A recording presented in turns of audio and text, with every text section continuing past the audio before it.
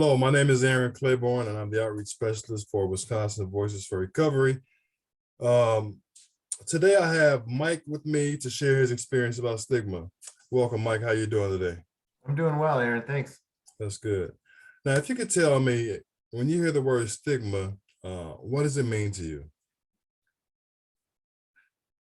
Stigma to me, I think, is a societal issue or the ability for society to make someone feel that through their genetics, decisions, or other circumstances, whether in their control or not, it's the ability for society to make those people feel like they're irrevocably damaged.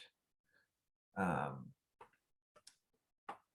to make somebody that's gone through something, maybe done some things they're not proud of, um, somebody that needs some compassion and maybe some forgiveness, but to make them feel like they're unforgivable, they're not deserving of compassion and empathy, and that they're lesser than, based on historical data.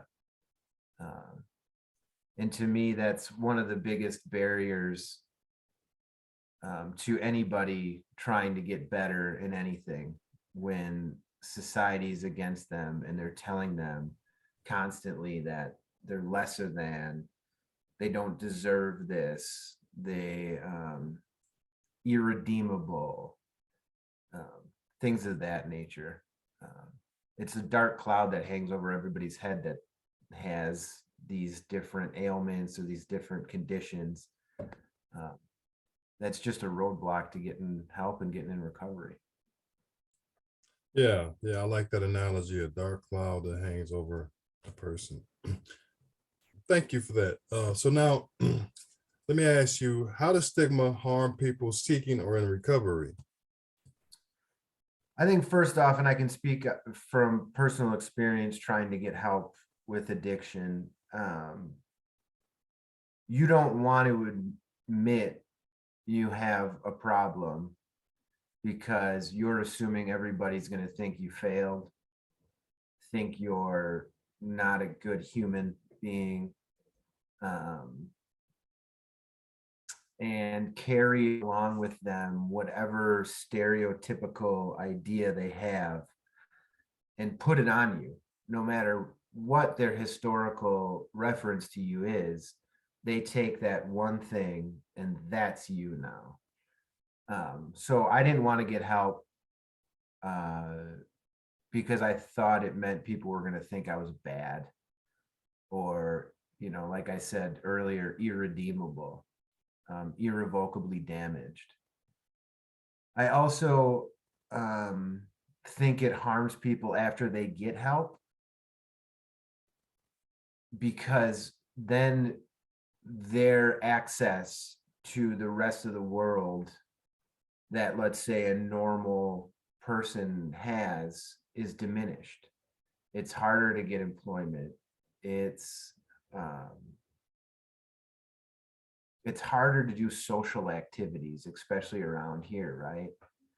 Um, you have to answer questions all the time. There's another barrier once you get away from the substances, or the mental health stuff. Once that those things are kind of in a remission, then this whole other mountain comes. And so if you've done all this work for whatever that period of time is and you're ready to move on with your life, and then this whole other roadblock comes and you go, oh man, like I thought I was on the right track, and then society just throws this thing at you that is stigma, and you start having to climb uphill again. So I think we lose a lot of people in recovery there too. That first part about getting the substances or getting your mental health in remission, is difficult enough. Then when you open that door and you see life and you think this is where my opportunity is, and then stigma comes and goes, whoa, whoa, whoa, wait a second. You don't have the same opportunity. We don't look at you the same as we look at everybody else. You're different, and your differences aren't celebrated. Your success isn't celebrated. You are just a human being that has a problem, isn't trustworthy, it made poor decisions, will continue to make poor decisions,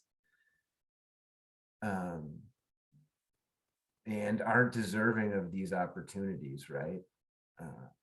I've seen it very often quietly affect people in recovery by just tearing them down and just making them feel like none of this is worth it.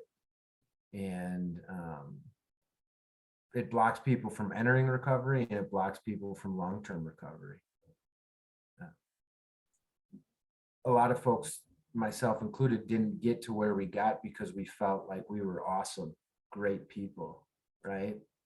And so for everybody else to kind of just add on to that and kind of, reiterate what we already think in our head, it just puts us under this giant hole that we have to dig ourselves out of.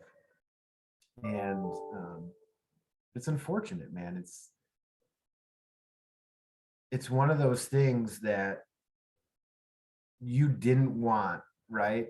I didn't want anything to do with being addicted. I didn't want anything to do with mental health problems. And then you're just treated like you made a choice to do that. And therefore, stay in your circle, stay away from me. You're not going to get high up in my company.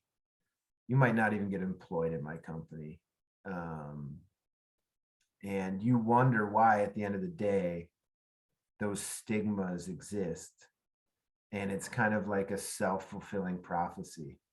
If we throw all this stuff at you to make it difficult for you to prosper, like everybody else who's made poor decisions, who has some genetic predisposition to something else, then you're going to end up right where we wanted you in the first place. Yeah, it is ooh, that was a lot that you said, and it was good information.